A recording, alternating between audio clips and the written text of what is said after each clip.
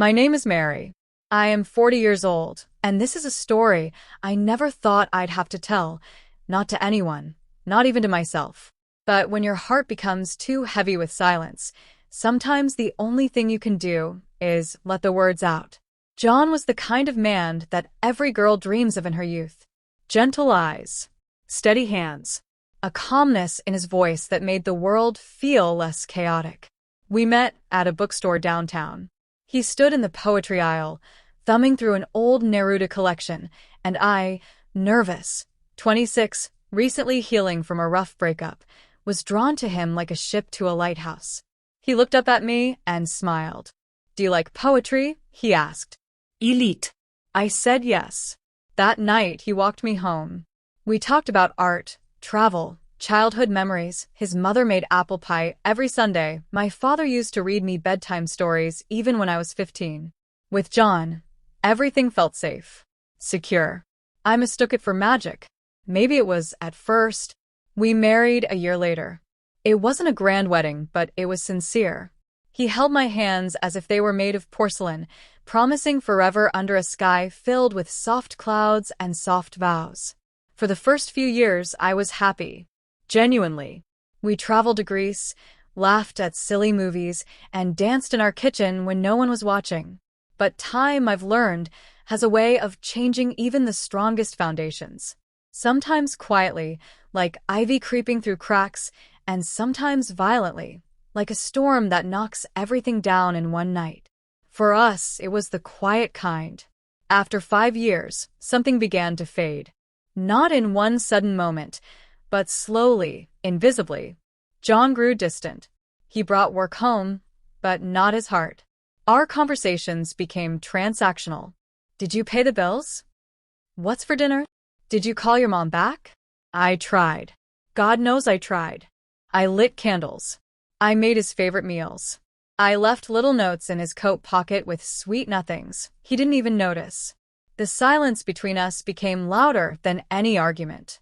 I still remember the first time I cried myself to sleep beside him. He was facing the wall, already asleep, or pretending to be.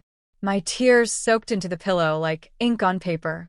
That night, something inside me began to ache, not just from loneliness, but from a growing sense that I was becoming invisible. And then came Daniel. He was a new manager at the publishing house where I worked. Confident, funny, emotionally available. He saw me, not just my name on a staff roster or a face in the meeting room, but me, the woman behind the weary smile. One afternoon, I stayed late to finish a project. He brought me coffee. We talked. He asked questions about my life, my passions, the things I once loved but had forgotten along the way. I laughed that night. A real laugh. I had almost forgotten what that felt like. Nothing happened that day. Or the next. But something started. Something I didn't stop. At home, I looked at John and wondered if he'd even notice if I disappeared. Some nights, he didn't even kiss me goodnight. He was tired, he said. Always tired. But I was tired too. Tired of feeling alone in a shared bed. Tired of feeling like a shadow in my own marriage. Daniel invited me to a poetry reading. Just friends, he said. I said yes, knowing deep down it wasn't innocent. But I didn't care. I needed to feel seen again. That night, as the poet recited verses about love and longing, Daniel brushed my hand with his. I didn't pull away. It was a simple touch, yet it set something ablaze inside me. Something long buried beneath years of neglect and silence. I told myself it was nothing, that I'd stop, that I'd walk away before it became real. But we never do we? Not when our hearts are starving. A week passed after the poetry reading, and every moment felt like a thread pulling me further from the life I once called mine. I'd sit across from John at the dinner table, smiling faintly, pretending not to notice how the silence between us had become a third guest. He ate quickly, always glancing at his phone or discussing some meeting I had no connection to. I missed the way he used to look at me like I was the center of his universe. Now, I was just a presence, an obligation. And yet, I couldn't blame him entirely. Maybe I had changed too. Maybe the years had worn us both down, just in different ways.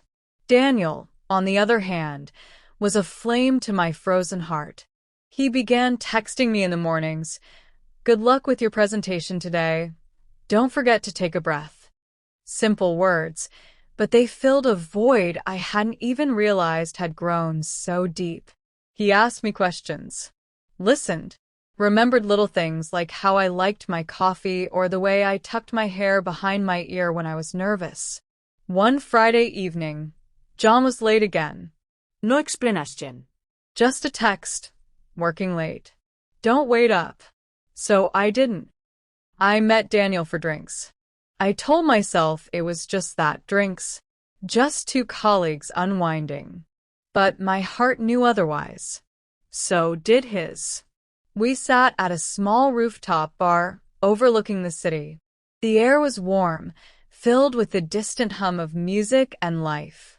I told him about my childhood, about how I used to write short stories as a girl, dreaming someone might someday read them aloud with pride.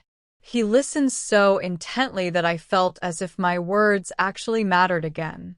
After an hour, he reached out and gently touched my hand. I didn't move. "I know I shouldn't say this," he whispered, "but I think you deserve more than what you've settled for." His words cut through me, not because they were wrong, but because they were painfully true. I looked away, ashamed, not of him, but of myself. A part of me wanted to run home and pretend this moment had never happened. Another part, the part that had grown tired of waiting for John to notice me again, didn't want it to end. And so I didn't stop him when he leaned in. It was a soft kiss, hesitant, tender, full of questions and unsaid things. But it was also a betrayal. I lay in bed next to my husband with Daniel's kiss still warm on my lips. I stared at the ceiling and wondered how we had arrived here. Two strangers sleeping side by side in a marriage built on memories and dust. Guilt clawed at my chest, but so did resentment. I wanted John to ask me where I'd been. I wanted him to notice the difference in me, the perfume I wore, the red lipstick I hadn't worn in years. But he didn't. He came in, kissed my forehead half-heartedly, and collapsed into sleep. The days that followed were a blur of mixed emotions. I would see Daniel in the hallway at work and feel everything from desire to despair. He wanted more. He wanted me to leave John. He said he could give me the life I deserved, a life of being cherished, understood, wanted. But it wasn't that simple. John wasn't cruel. He wasn't abusive or heartless. He had just stopped trying. And somewhere along the way, so had I. That made the guilt even worse. You can't hate a man for not knowing how to love you when you never told him you were starving. One evening, I came home early and found John asleep on the couch, our wedding album open beside him. He had been looking through our photos, our smiles, our story. I stood there for a long moment, watching him, and for the first time in months, I saw the man I had fallen in love with, not the distracted shell he had become. He looked tired, older, Worn. but there was still something in his face, something that told me he missed us too. The next morning, I decided to talk to him. We sat at the kitchen table, sunlight spilling through the blinds. I opened my mouth to speak, but no words came. My throat tightened. He looked up from his coffee and blinked. "Is everything okay?" No. Y whispered. "John, I've been unhappy. For a long time."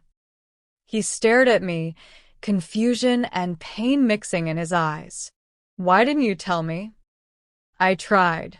In small ways. But you were always busy, always tired.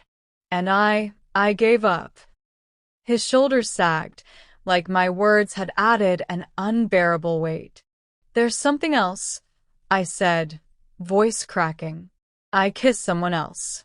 It wasn't planned. I didn't go looking for it, but it happened." Silence. The kind that screams. He didn't yell. He didn't curse. He just sat there, breathing heavily, tears forming in his eyes. Why? He asked softly. I felt invisible, and he saw me. He wiped his face and stood. I don't know what to say, Mary. Neither do I. After my confession, the house felt like a stranger's place, silent, heavy with unspoken words. John moved through it like a ghost, his steps quiet, his gaze always distant. The man who once held my hand during storms now barely looked at me. And yet he hadn't left. Neither had I. Days passed in a fog of guilt and uncertainty. I would catch him staring at our wedding photo on the mantel, the one where we were laughing under a tree, sun pouring over our shoulders like a blessing. That version of us seemed like characters in someone else's story, young, naive, untouched by disappointment. One evening, I came home to find John in the garden. He was watering the roses I had planted 2 years ago. I watched him from the kitchen window, his shoulders bent, his movements slow. There was something heartbreakingly poetic about it, tending to beauty even as your heart breaks. That night, he finally spoke. I don't hate you, Mary. His words were so soft, I almost didn't hear them. I turned to him, unsure how to respond. You should. He shook his head. I'm angry. I'm hurt. But hate? No. I think I stopped seeing you too. Somewhere along the way, I let life pull me in every direction except back to you. Tears welled in my eyes. I don't know if we can fix this, he continued, his voice trembling. But I'm willing to try if you are. Hope is a fragile thing. It flickers like a candle in the wind. And that night, for the first time in a long time, I felt a flicker of Daniel the next day. We met at the cafe, where we'd first laughed about our mutual dislike for decaf coffee. I sat across from him, heart heavy, hands trembling. I told John everything, I said. Daniel leaned back. And he wants to try again. And I owe it to my marriage to give that a chance. Daniel's face fell. He looked hurt, disappointed, but not surprised. You love him. I don't know, I admitted. But I once did.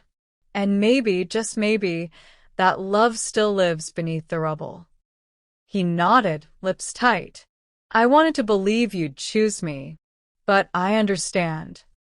I reached out and took his hand. You reminded me I was still a woman, not just someone's wife. I'll always be grateful for that. We parted without drama. No final kiss. Just a look, long, sad, filled with unspoken goodbye. Rebuilding wasn't easy. John and I went to counseling. We really talked for the first time in years. We cried. We argued. We sat through silence so thick it felt like a wall. But we stayed. One night, months later, John took my hand in bed. Do you still think about him? He asked. I paused. Sometimes. Not because I miss him, but because I miss who I was in his eyes. John nodded slowly. I want to learn how to see you that way again. And he did. He started coming home earlier. He made Sunday morning pancakes like he used to. He wrote me a note once and left it in my book. Thank you for not giving up on me. But the truth is I had. For a time, I had given up. I had crossed a line I couldn't uncross. And though we worked through the pain, though forgiveness bloomed like cautious spring flowers, the scar remained. Sometimes love doesn't look like fireworks or grand gestures. Sometimes it looks like showing up, Staying. watering the roses even when you feel like giving up. Now, 3 years later, we're still together. Stronger, not because we're perfect, but because we faced the storm and chose each other anyway. I often think back to that version of me, the one who felt invisible, unloved. I wish I could hug her and say, "Speak sooner. Don't wait until you're desperate to be heard. Don't seek healing in someone else's arms when your own need holding." But I also know she was human, Flawed. fragile, just like all of us. My name is Mary. I'm 43 now. I cheated on my husband, but that's not the end of the story. It was the moment we both woke up and began again. And that's the story of I Cheated on My Husband. I hope you enjoyed it. Share your stories with us in the comments below. Don't forget to like and subscribe for more stories and adventures. Thanks for watching, and we'll see you in the next video.